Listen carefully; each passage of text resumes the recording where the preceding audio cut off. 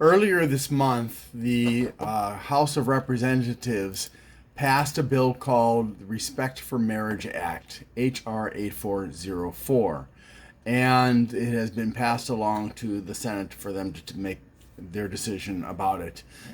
It is my hope that this will be passed into law because, number one, this act protects same-sex and interracial marriages.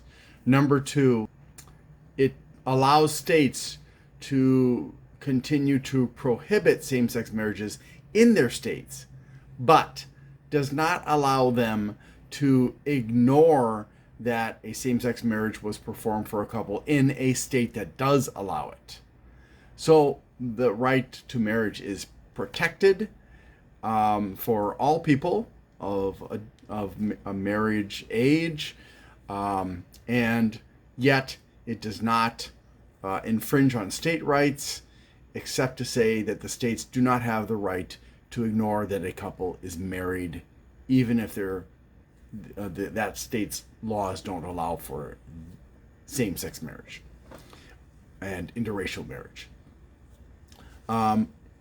It also will repeal the Defense of Marriage Act, which stated that marriage is between a man and a woman, thus effectively denying same-sex marriages, part of which was barred by the Supreme Court in the case of Oberfelge versus Hodges in 2015 as being unconstitutional. And Clarence Thomas doesn't believe that, though, but then he's an injustice. I'm sure that some of the others who voted to overturn Roe versus Wade and Planned Parenthood versus Casey in the Dobbs case last month probably side with Clarence Thomas, although Judge Alito apparently does not. So, as I was researching about that bill, I came across an article on a news site of some kind called the Daily Signal. And it is part of the Heritage Foundation, which kind of rings a bell for me. And I'm being kind of punny there because the symbol of the Heritage Foundation is a bell, probably the Independence Bell, although it doesn't have a crack in it. I'm not really sure what the goals are of the Heritage Foundation, but I would imagine it's probably a conservative group. In any event, the Daily Signal article that I'm referring to, and I'll try to remember to put the link in the description, is called 4 Compelling Reasons for the Senate to Oppose Redefining Marriage by David Closson on July 27th, 2022. He starts out by writing about how the U.S. House of Representatives passed the Respect for Marriage Act, and that some Republicans are already indicating that they may or definitely will support it when it gets to the Senate, and that people are increasingly becoming of the view that same-sex marriages are okay. In fact, one poll said 70% of Americans believe that same-sex marriages should be allowed. And that people don't want to be called out as being hateful or being accused of being on the wrong side of history or whatever. Then he gives the 4 reasons why he believes this should not be brought into law. The first one is rights of children. The second one is religious freedom repercussions. And the third one is states' rights. And the fourth, the bedrock of a thriving society. All right, so let's start with the rights of children. He says, history shows that marriage has long been seen as a matter of public concern. This is because male-female sexual relationships alone have the capacity to bring new life into the world, and children are highly dependent and require care and attention to develop physically, morally, and intellectually. So first of all, he is intertwining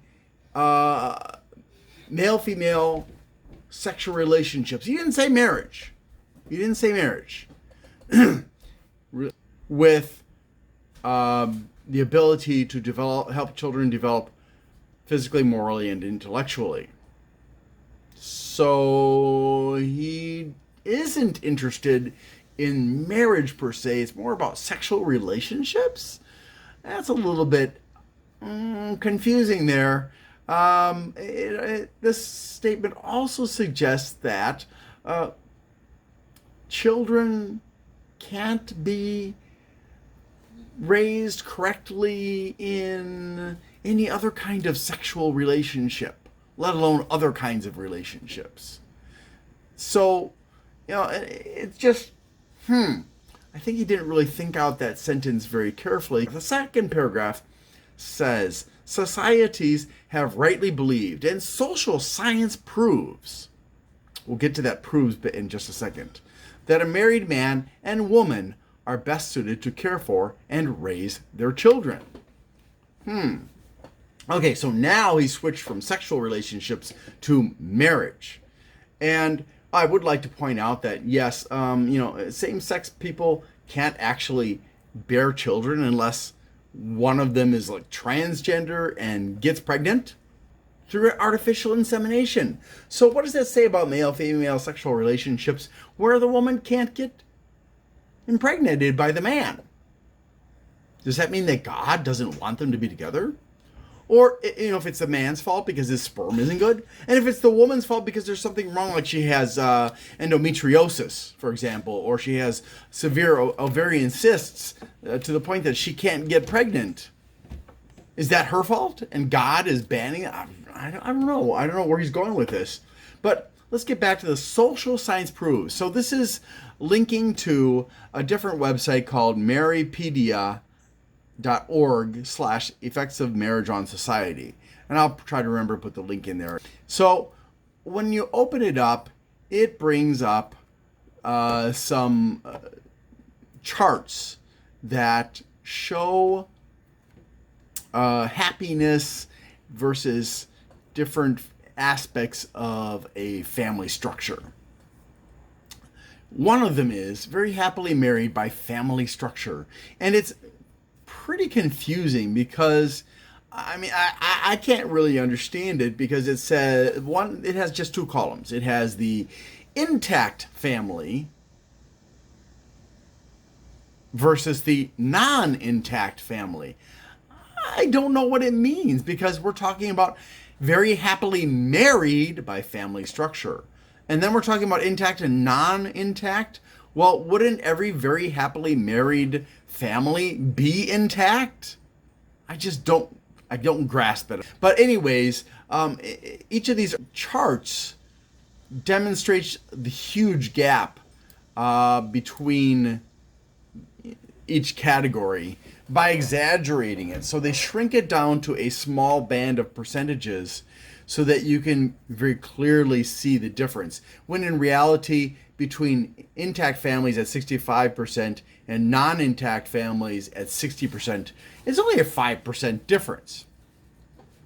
Now, they also look at very happily married by family structure and religious practice. So we've got a chart. It has a description. So here's some information about intact versus non-intact. The intact category comprises family with both biological parents, married or unmarried, raising their children. What? Married or unmarried? It's intact, but it's okay. The non-intact category comprises families without both biological parents, including married stepfamilies, cohabiting stepfamilies, divorced single-parent families, and always single-parent families. They didn't even include my category, which is widowed and celibate with 2 kids. So I'm still very baffled. How can you say that this is about very happily married by family structure, which would automatically include any groups where there's not a married couple? Get back to that second one here. It has 4 columns. We've got 2 blue columns and 2 red columns. It says the blue ones must be intact and the red ones are non-intact. So we're further muddying the waters by sticking with non-intact when talking about marriage. The chart groups the data in 4 categories: frequency of religious attendance, monthly or less, or more or less than monthly, and family structure. I'm not getting into the religious aspect of this part. I'm only focusing on what he's claiming about social science proving. Now, okay, so what we see here is in families that have religious practices less than monthly, 59% of these families, married or unmarried families with both biological parents, 59% of them are very happy in their marriage, even if they're not married. 65% of those who have monthly or more often than monthly religious practice, 65% of these married and unmarried people with both biological parents, 65% of them are very happy. 6% gap, just 6%. Wow. They failed to bring in the control of families that don't have any religious practice as a family, like mine. Now, the non-intact groups don't fare quite as well.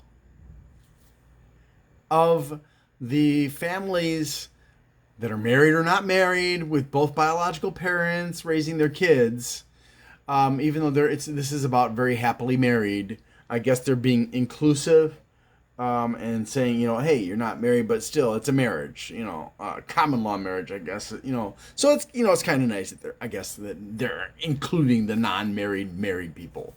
So 53% of those who have a religious practice less than monthly are very happily married. Compared to, and these are the non-intact families, okay? Again, the non-intact families are families without both biological parents, including married stepfamilies, cohabiting stepfamilies, divorced single-parent families, and always single-parent families. So 59% of those that have religious practice more than, equal to or more than every month are very happily married. So again, we're looking at, in both cases, a 6%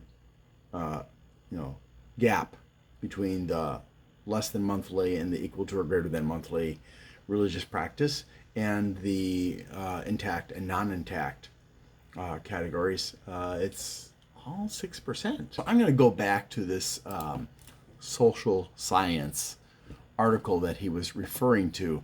Now, if you go to the main page, I clicked on very happily married by family structure in order to clarify that. Now, the first one is actually quality of parent-child relationship by family structure. And I haven't clicked on this yet, but I'm going to click on this now, and I'm going to keep on talking.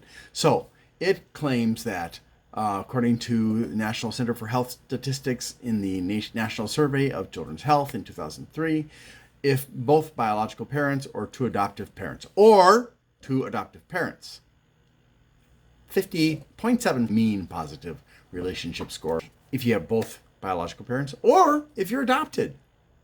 And if you're in a step family, 48 is your mean positive relationship score. 2.7 points. Mother only, 49.7. 1 point difference. And other kinds of relationships, 47.9. 2.8 lower than both biological parents or two adoptive parents. So if we go back to the article here for a second, it says societies have rightly believed that a married man and woman are best suited to care for and raise their children, and quotes this, or is referring to this article. And yet this article doesn't actually support what he's saying in the way that he means, because it demonstrates that it can be adoptive parents, and it demonstrates that the gaps between these different types of family units are not significant. 2.8 points difference. That's it. So let's take a look at the more detailed one. We just talked about the first one. And if we go to the second one, so it's another one of those 4-column charts, 2 blue, 2 red, blue for the intact, red for the non-intact.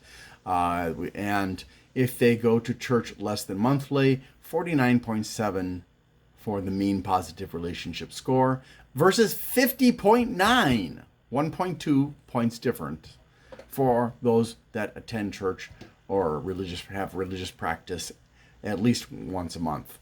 And then the non-intact families, it drops to a horrendously low 47.5. Oh my God. Which is only 2.2 points lower than the intact families in the same category. And if you're having religious practice at least once a month, if not more, the difference is in non-intact families is 49.7 mean score, which is 1.2 points lower than the intact families. So is that a significant difference? Not really. Okay, so we're going to go back to quality of parent-child relationship. Okay, and in this category, it shows that in families where they never have religious practice, like mine, the mean positive relationship score is 48.4. But if it's less than monthly, it jumps up to 49.8, 1.4 points higher. And if it's more often than a monthly but less than weekly, it drops to 49.5. But if it's weekly or more often, 50.7. So from never to weekly plus, we're talking about a difference of 2.3 points. Does that really support his argument? Well, let's go back to the first set of charts that I was looking at, and we'll look at that by religious practice thing that I ignored, which is not as detailed in this one. It only has greater than weekly or monthly and less than monthly or never. So the 4 columns became 2 columns. I don't know, maybe it was too inconvenient for them to make a second chart that differentiated, or maybe there was no difference between weekly and monthly, or monthly and never, less than monthly and never. So the difference, less than monthly or never, 58% of families are very happily married, or spouses, versus those that go more often than that, weekly or monthly, 64.3%. A difference of 6.3%. Really not that significant if you think about it. So, I just have to laugh at this, because then this report looks at the importance of having children by family structure. Now, this is an opinion survey. It's percent who believe having children is important. This is not social science. This is opinion.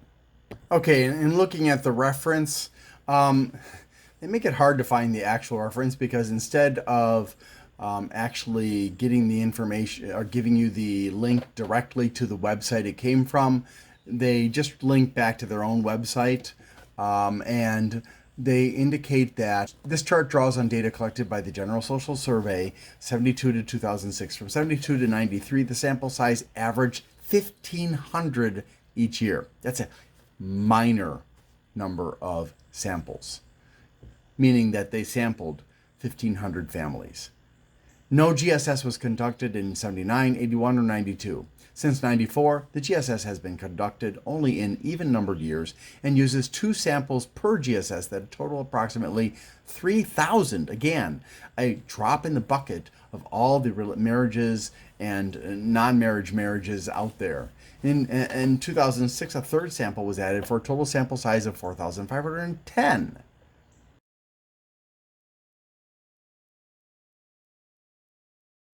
Okay, so I found the actual report, and this is called the General Social Survey Final Report Trends in Psychological Well-Being, 1972 to 2014.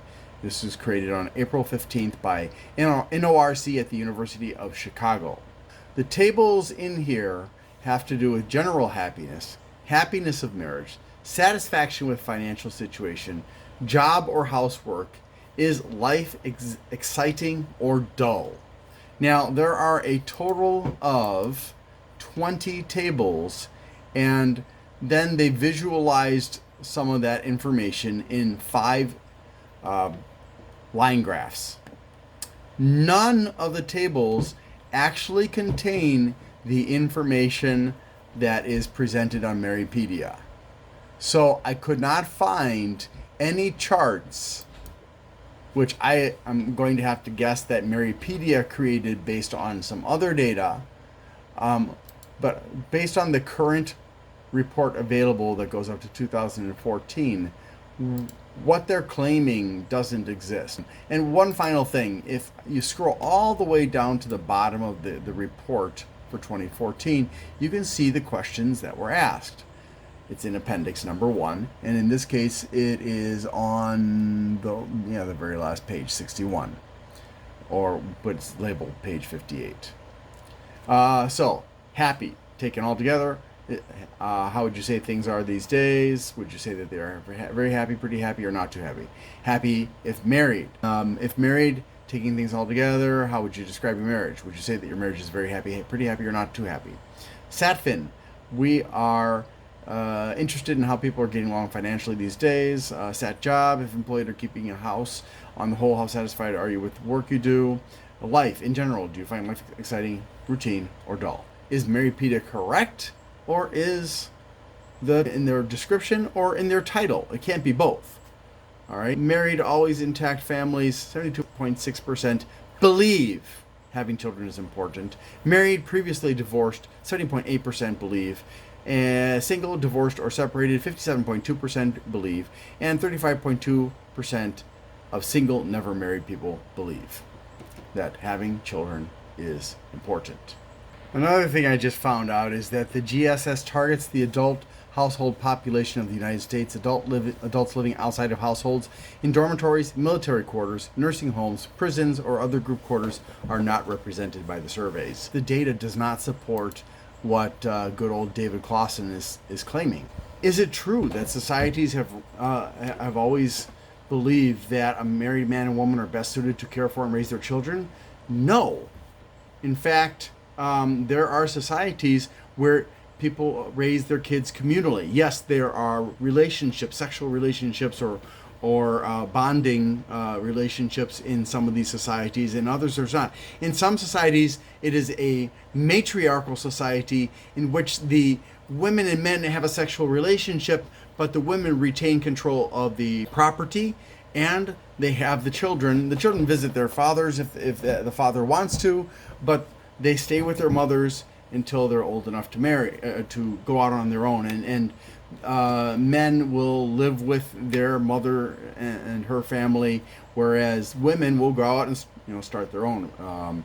For example, that's just one example of a matriarchal family. There are a variety of them. But to claim that a married man and woman are best suited to care for, there's data out there that can demonstrate that is not true. So he says, this reality has prompted the state, which has an interest in children maturing into responsible citizens, to concern itself with marriage. Okay, fair enough. We want our children, whether we are parents, responsible, good parents, not the jerk-offs that should never be parents and abuse kids and don't raise them right, and should probably be... I can't say that. The government, we want children to grow up to be responsible citizens. So naturally, parents in the state concern themselves with marriage. And then he goes on to say, regrettably, the link between a strong marriage culture and a stable society has been downplayed in the United States in recent years, as gratifying adult sexual desires has superseded the welfare of children as a societal goal. This is a completely unfounded non sequitur. To claim that gratifying adult sexual desires has superseded the welfare of children is false. They are separate from each other. Just because you want to gratify your adult sexual desires does not mean that you do not want the welfare of your children to be a societal goal, or to be more important than the welfare of children. It's just ridiculous. This is a nonsense statement that's being made. I don't know if he's an idiot or if he's just being manipulative. This shift toward favoring the perceived needs of adults in marriage policy was observed by Justice Samuel Alito in his Obergefell dissent. According to Alito, redefining marriage requires accepting the premise that the fundamental purpose of marriage is to promote the well-being of those who choose to marry. Now, this doesn't support his argument, because it's not talking about the children, that it's talking about the spouses who get married, to promote their well-being. It's not about same-sex marriages or mixed-sex marriages. It's about the well-being of the spouses. He goes on to say, this view of marriage prioritizes emotional fulfillment and happiness for adults, and as Alito notes, ignores the fact that for millennia, marriage was inextricably linked to the one thing that only an opposite-sex couple can do: procreate. Okay, so is it true that this view of marriage prioritizes emotional fulfillment and happiness, meaning same-sex marriage, for adults? Yes, but it also prioritizes, it does not eliminate, I should say, other priorities for those marriages. To say that a same-sex marriage prioritizes emotional fulfillment and happiness for the spouses at the expense of everything else is just nonsense. Okay, and he then ties in Alito's comment about marriage has been, for a long time, has been inextricably linked to making babies. Well, in that case, I would agree. Alito is correct that one of the goals of marriage in most societies, if not all of them, has been to make babies. But not all marriages have been for the purpose of making babies. Some marriages were of convenience, so people were cohabiting, but they weren't, in a sexual relationship. They were just sharing the benefits of being married without having a married relationship, and therefore did not have sex. So, is it inextricably linked? Well, see, here's the thing. The claim is that only opposite-sex couples can procreate. Well, yes, in the sense of the true sense of the word procreate, yes, they cannot, two women or two men cannot procreate.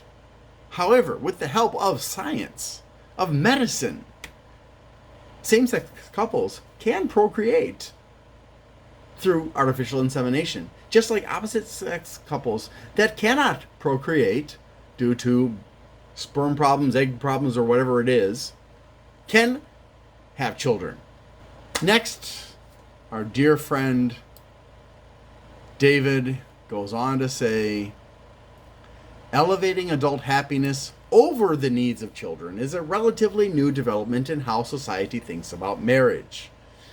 No, actually, it's not. I guess David must be really young and naive or something, or he didn't bother to do any research, because adult happiness in many marriages for a very long time, and just taking a step backwards, marriage has not been a universal phenomenon throughout all cultures and all religions. It's not elevating adult happiness over the needs of children in a same-sex marriage. Adult happiness has always been a primary goal of any marriage. Because if you're not happy, or at least, content, with some bored, there's always going to be some boredom, there's going to be some bad times, but if overall you're not at least content, the children are going to suffer. Now, is elevating can you have adult happiness without the needs of children being attended to, yes, that's called abuse. That's called neglect. But they're not tied to each other. So he just uses false logic to rile people up in this. The UN Convention on the Rights of the Child, written in 1989, states that as far as possible, children have the right to know and be cared for by his or her parents. Same-sex marriage is not denying this.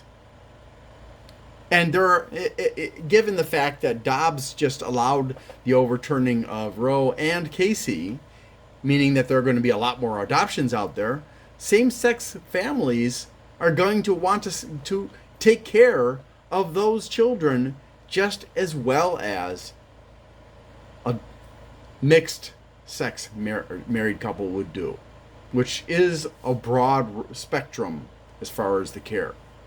Just because it's mixed sex doesn't mean they're going to be cared for a while. I mean, there's ample evidence of horrible, horrible abuse. He goes on to say, even ancient societies indifferent to the morality of same-sex behavior recognize this truth that I just explained is not true, and understood that men and women bring different qualities to parenting and that children benefit from being raised by their mother and father. Yes and no. Okay? It depends on the man and it depends on the woman. Some men are more affectionate. Some women are very cold. Some men have more of a maternal instinct than some women do. And to assume that the only relationship that's best is a biological one is just utter nonsense. Because again, there are huge numbers of cases where the biological parents were horrible parents and should never have had kids and should have had their kids taken away from them and put with people who would love those kids. So it just doesn't make sense. The last paragraph of his first idiotic argument is, this is why the state's primary interest in marriage has always centered on children, and why marriage law has historically reflected the biological reality that every child has a mother and father, and the moral reality that children have a right to a relationship with both parents. Enshrining same-sex marriage into federal law will further erode the understanding that biological parents are essential to the development of children. Now, he's got a link to something here. The WashingtonStand.com, defending marriage as social justice for children. That's just an opinion piece. I'm not even going to bother.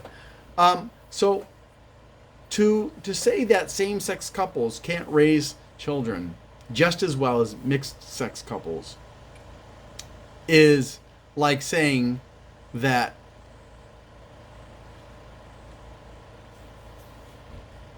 one group of people are better than another group of people. And when you take more than one person at a time and start making generalizations like that, you are either an idiot, you're very naive, or you're a liar. Okay? It doesn't matter if it's a same-sex marriage or not. What matters is the way that the couple raises their kids, how they treat them, how much love they have in their hearts for all of the kids, and that the kids are treated equally. It has nothing to do with the gender of the parents.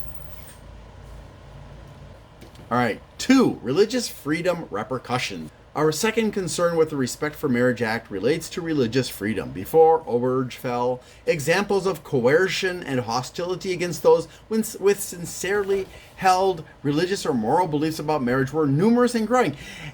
And the same is true of those people who did not share their beliefs. There are so many cases of coercion and hostility and even murder of homosexuals, of transgenders, of people who had different beliefs. So, poor religious people. No, poor everybody. This is a human problem, not a religious problem. And to assume that your religious morals have more value than the religious morals of another group or the non-religious morals of another group is just another form of oppression and suppression. And our country has gone through hundreds of years of this kind of coercion and hostility toward various religious groups, people who are involved in same-sex marriages or same-sex relationships, people who were involved in using contraception, and so on and so forth. So the very first paragraph is stupid. The story of Baronel Stutzman, a florist in Washington State, Calvin Cochran, a fire chief in Atlanta, and Jack Phillips, a baker in Colorado, already illustrated the challenges facing those with convictions about marriage. And what about all the all the people in cases that were where they were abused and they had differing views from you, David? Oh, I see. It's only bad if it's your group of people. It's not bad if it's the people you don't agree with. Okay, I gotcha. In his Obergefell dissent, Alito presciently observed that the court's decision to endorse same-sex marriage would be used to vilify Americans who were unwilling to assent to the new orthodoxy. Alito suggested that those who disagree with same-sex marriage will risk being labeled bigots and treated as such by governments, employers, and schools. Just like all the people who have been endorsing same-sex marriage have been not just vilified, but attacked and murdered.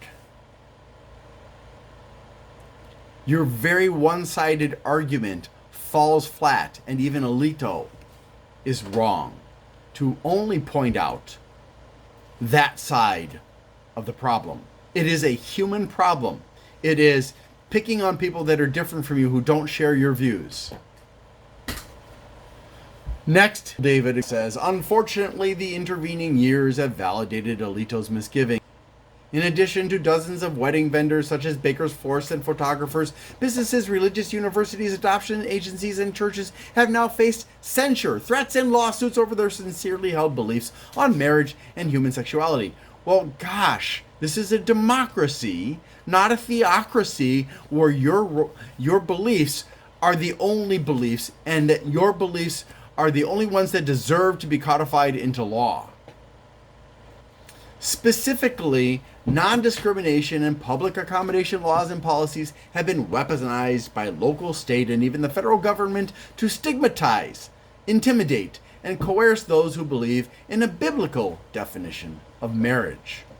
Well, you guys did that for how many hundreds of years to everybody else that didn't agree with you?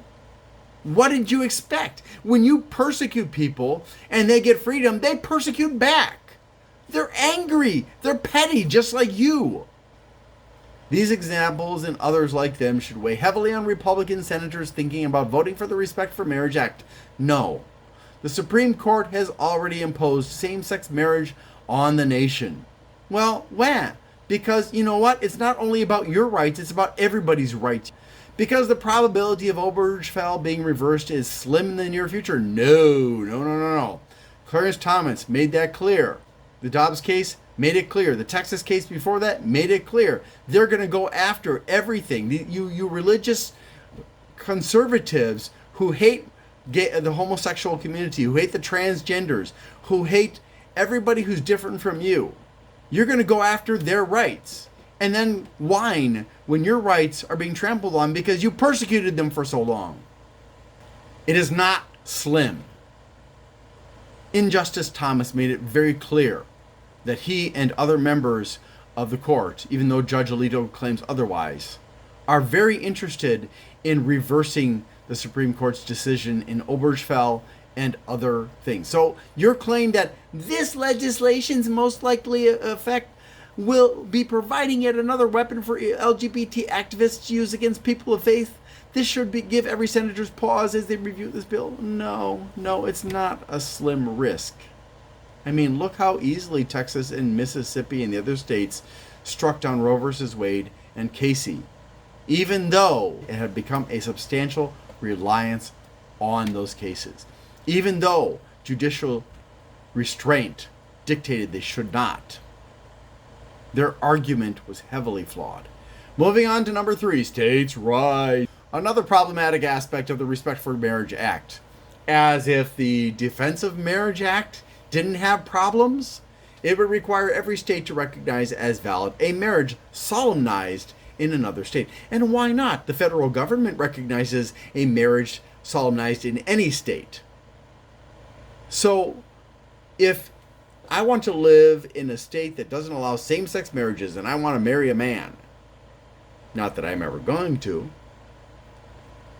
if I go to a state where they allow it and get married, does that mean I have to leave my state that I love in order to be recognized as a married person? That's not right. Again, your rights are not the same as your beliefs. Just because you believe something doesn't mean you get the right to impose it on everybody else. This requirement of complete reciprocity means that if California lowers the age of consent, or if Vermont legalizes polygamy or throuple marriage, other states would be required to recognize these as valid marriages. No! The bill has nothing to do with polygamy, bigamy, thruples, triply, whatever. It has nothing to do with the age of consent. It is only focused on same-sex marriages and interracial marriages.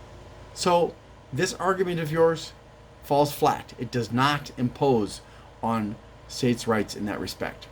Thus, by codifying the Obergefell decision that overruled 50 million out of over 300 million Americans who voted in over 30 states to codify natural marriage into state law, the Respect for Marriage Act would run roughshod over the basic principles of federalism. Wait a second. Let's look up the definition of federalism, and then I'm going to go to this thing about polygamy. What is federalism? It's a mixed or compound mode of government that combines a general government with regional governments in a single political system, dividing the powers between the two. Oh, I see where he's coming from. He's saying that this is getting rid of state rights. No, it's protecting personal rights. I can see your point of view, David, that states should have the right to not respect same-sex marriages performed in a different state. However, I also see the rights of the citizens, because it's not just states' rights, it's citizens' rights too, that are enshrined in the Constitution and the Bill of Rights. So citizens also have that right that you're claiming for states. Citizens also get to decide.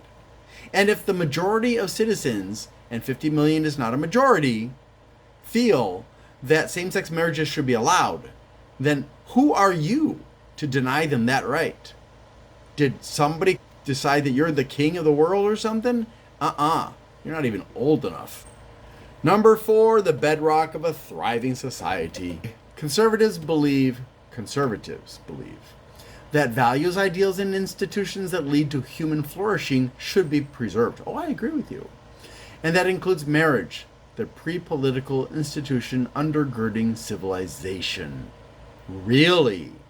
So all of those civilizations that existed where marriage was not a factor, that were successful, don't count.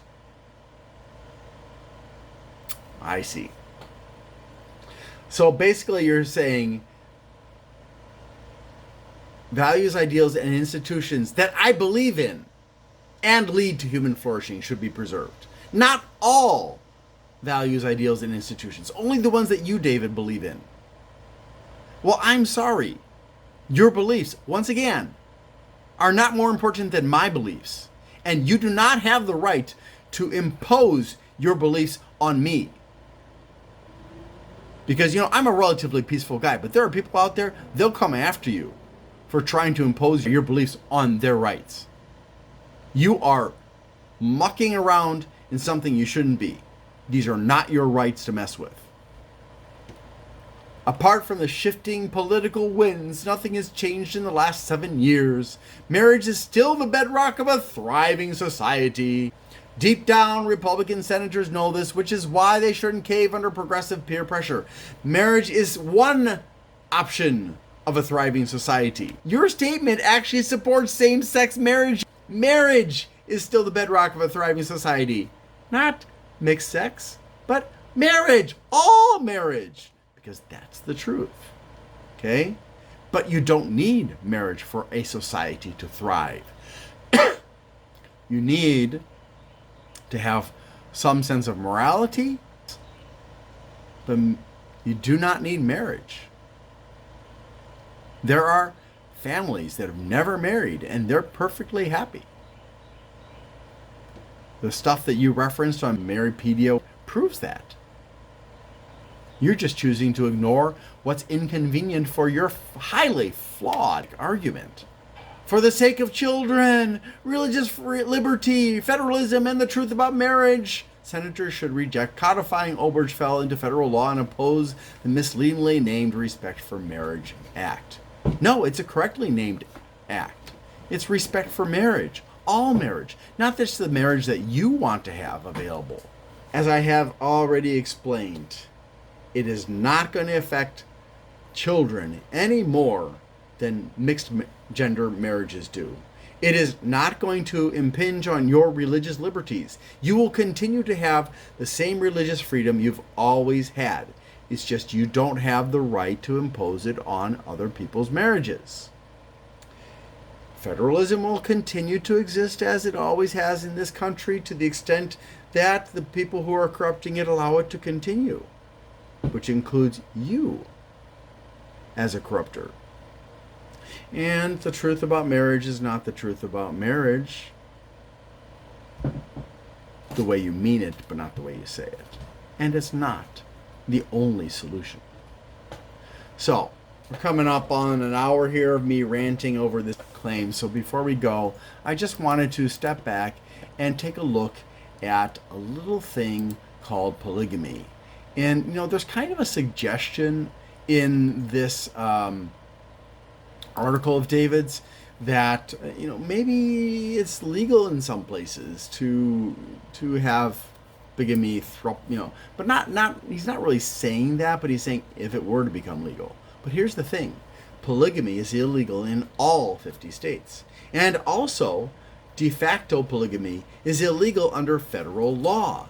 The Edmunds Act, Utah, in February 2020, reduced polygamy to the status of a traffic ticket in Utah, but nevertheless, recognizing polygamous unions is illegal under the Constitution of Utah. I really don't think you have an argument. And if you're going to complain about this, you know, you're just trying to compare apples to oranges to try and make people get upset about something that isn't actually related, except in terms of state rights. And that's the whole beauty of the federal government. When necessary, it has the right to override state rights to protect the citizens from abusive states being dominated by a minority group that is seeking to take rights away from other groups of people. It's my hope that some of you are intelligent enough and open-minded enough to realize the truth. Thank you very much for watching, and I hope you have a great day.